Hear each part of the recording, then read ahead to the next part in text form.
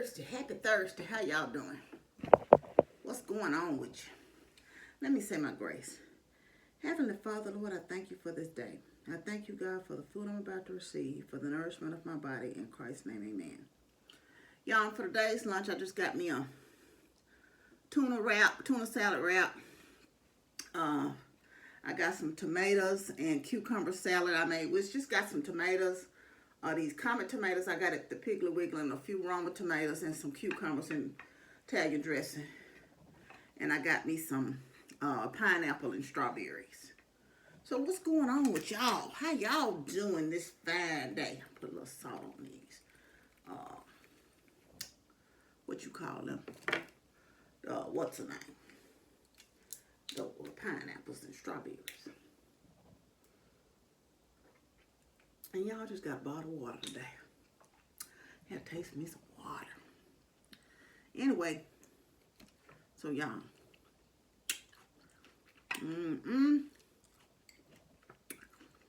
It's late. It's 4 o'clock.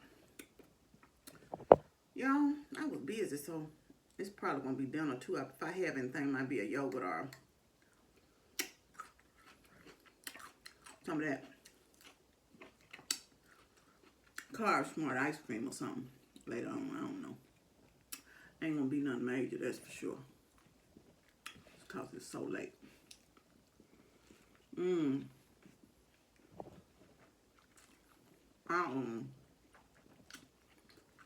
Y'all, it's been a whole lot of going on in the social media world. Oh my goodness.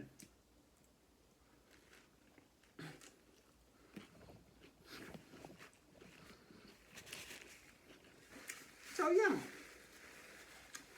the first thing was, we all watch Dave Ramsey. I watched some of his videos. Now, I don't subscribe to everything Dave Ramsey say, but on this financial stuff, I do watch some of his stuff. And so he had this dude that worked for him named Chris Hogan, right? Okay. Well, apparently, I'm going to get back to Chris Hogan in a minute. As if you don't know him, it's a big, heavy-set black guy with a real deep voice. Sound like he could do some type of voiceover work. Got a deep voice like James Earl Jones. Well, honey, some kind of way, they are being sued by a young lady that worked for the company because she got pregnant and she's single. And apparently one of their stipulations for employment is no premarital sex. And I guess there's some other stipulations you must sign to be employed with his organization. Anyway, I don't know. I can see where she has a case if there's some other stipulations in the contract that she, that also is a clause in there that prohibits adultery and stuff like that as well. Well, lo and behold, so she got fired. They fired her because, of course, she's pregnant.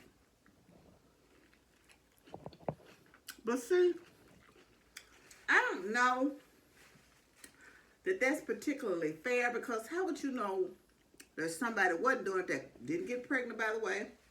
What if she would have had an abortion? This is supposed to be a Christian organization, right? What if she had an abortion? Or what, say if it's a guy, you can't prove what he's doing unless the girl pops up pregnant by him. And then could be somebody vengeful that he never touched and you just fire him on a dime. I don't know.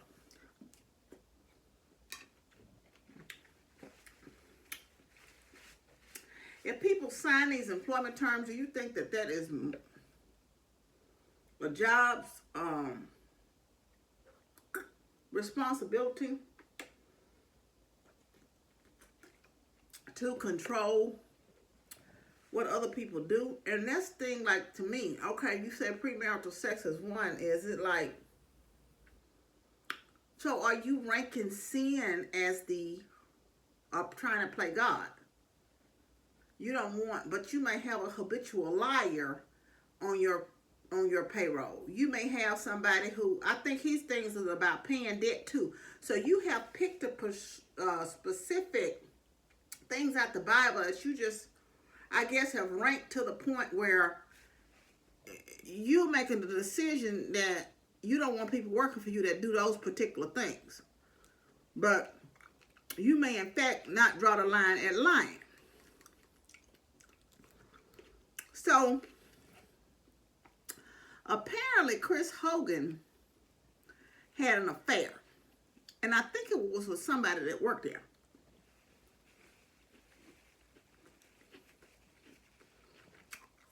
I do believe that he and his wife got divorced. Because the wife has come out and made a statement and saying how, you know, this organization kind of ruined them, played a part in ruining her marriage. Well, Chris and she went to counseling under this, and they had to have reports back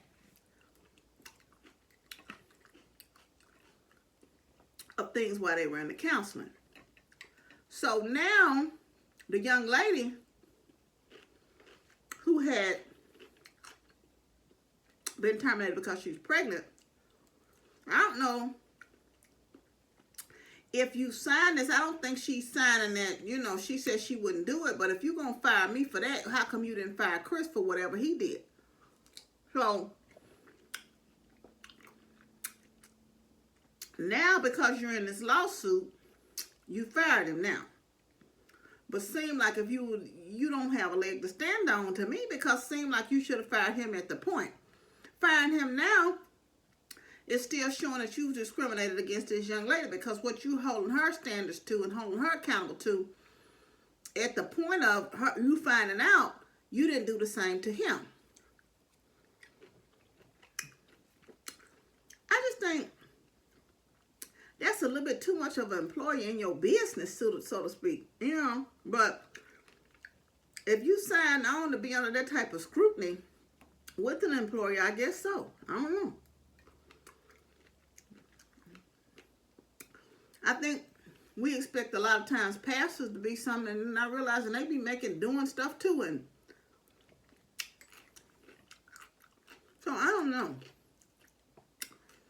what all Dave does, but I found the whole thing very interesting. And one thing is so true: a person with money and a person with power, you kind of see and kind of can see where their character and integrity really is when they have those two. Because you have access to a lot when you're in power, and you have access to a lot when you're in a lot of money. You have enough with people with character problems when they're poor. But when they have money and they have access to it, you have to really know how to say no. I was watching something last night, and the one thing young lady said about men, well, she was speaking to men, but this is true for men and women. And that's the whole thing about people having affairs in their marriage.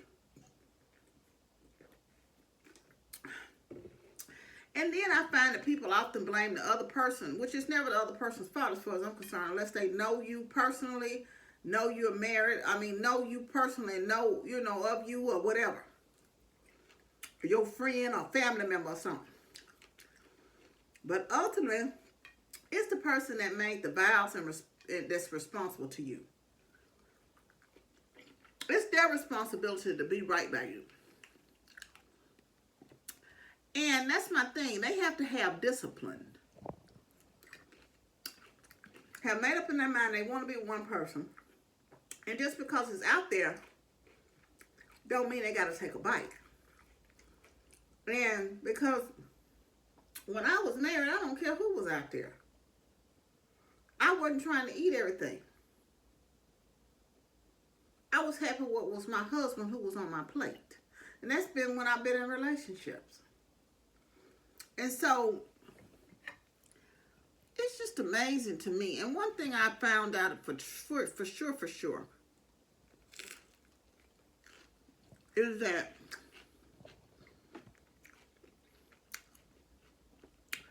Comparison indeed does breed discontentment.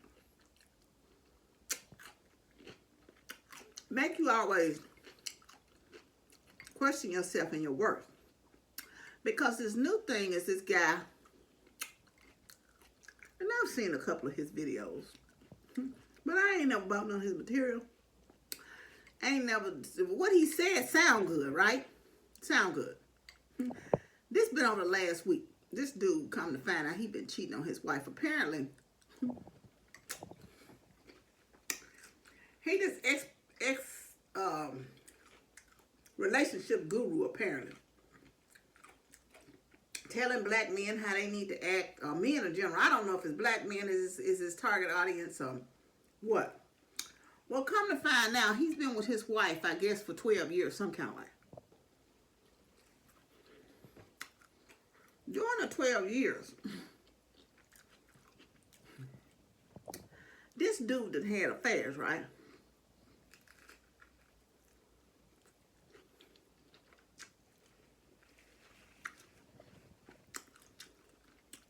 And he's been pretending, what I say men do all the time, like he's going through divorce. And I've been in a situation. Married men have you around their friends, taken to their house and their car. They have no respect for their wife. And no respect for you. And you none the wiser. They putting you in all kind of danger. You none the wiser. You only going by what they saying. Because they lying. But the situation they present you in and the position they putting you in, you would think, okay, he got to be telling the truth. Then come to find out the man lying all along. Which was his case, in fact. With these women. You shouldn't have to be an investigator that deep into somebody that's showing you signs that they are honest. And you'd have to take them at face value until they prove you wrong. Good grief, this guy here, man, he was something else. So now the women, so he and his wife came on and did a video, right? So the women are just outraged with him. And the men are like, man, you try to tell us about something and you ain't about nothing yourself. It's almost comical because I don't know, I found myself laughing at some point. Oh, I really think this dude is really a narcissist for real. Y'all, because I saw him in a wife video where he was coming around saying that he was giving it to God now. And you know, at one point he got mad at God. So he just said to F it and he was going to do whatever. And then, I don't know who he was blaming, to be honest with you.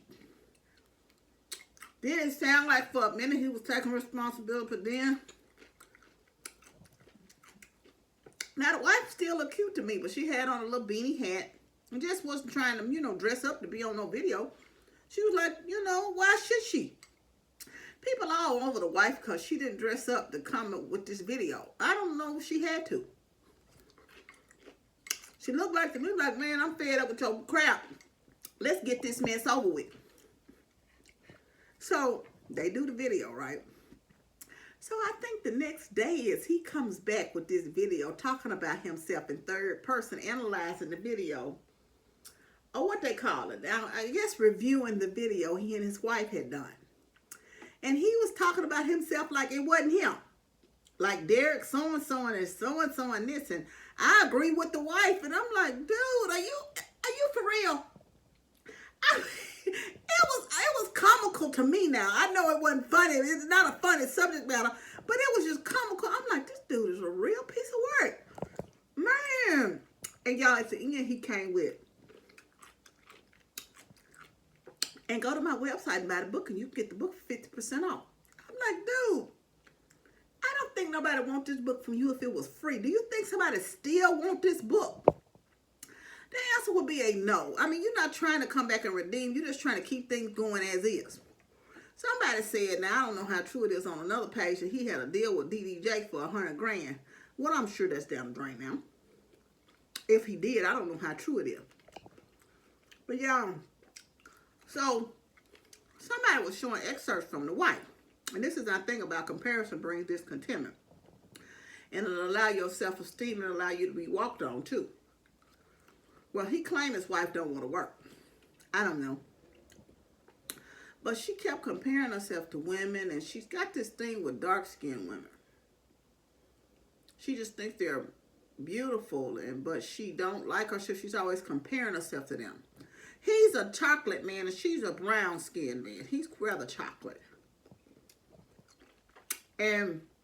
But it seems like this man's like a smorgasbord of women. So, I don't know why she got fixated on darker-skinned women. Well, she says she's past that now.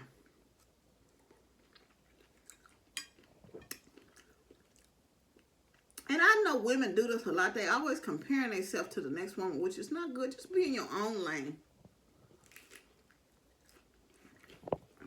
And do you. And that's people in general. People have this thing in their mind, they develop a resentment against you. You don't even know it. You think of this person may be your friend, and it's an underlying jealousy about something that you think they're great. You're cheering them on. You think they're wonderful. This is for people you know and people you don't know. You like, hey, good for you. And they sitting over there hating on you, wishing your demise all along, want your downfall, because they in their own mind got some kind of competition going on with you that you don't even know exists. You over here just trying to do you and live in your own lane. It's just crazy, y'all. They wishing something bad will happen to you, like it's going to make them be something. And I've often thought about that when I thought back about that. I don't know if y'all remember back in the day. Tanya Harding and Nancy Kerrigan. Hurting her was not going to make you rise to the top. Somebody else's downfall is not going to make you win. And that's what you got to understand in your head. There was another story I heard about a parent doing something to another cheerleader so her daughter could be on top. But just because somebody else is doing great and you make them falter, it's not going to make you win. You know, the ditch that you digging for somebody else, you're going to be the one falling into. The grave you dig, you're going to be the one to get buried in it. I don't understand why people don't understand that there's enough out here for everybody. You need to learn how to celebrate other people. Anyway, I done got on a tangent on that, but I wasn't even talking about that. But I'm just saying that's how comparison breeds contentment. You be thinking people are for you, discontentment, and you be thinking people be for you and they don't be. Anyway, y'all, so that's just a few, that's just one even two of the stories. I mean, it's just a whole lot of going on in this social media, y'all. Oh, Jesus. But anyway, those were two, but it was a lot more. I'm sure y'all have seen a whole lot of going on, like me too. But anyway, I thank y'all for joining me today. You know I love you, but God truly loves you the most. Remember to always be kind to yourself and others. Be joyful and be blessed. Love you. Bye.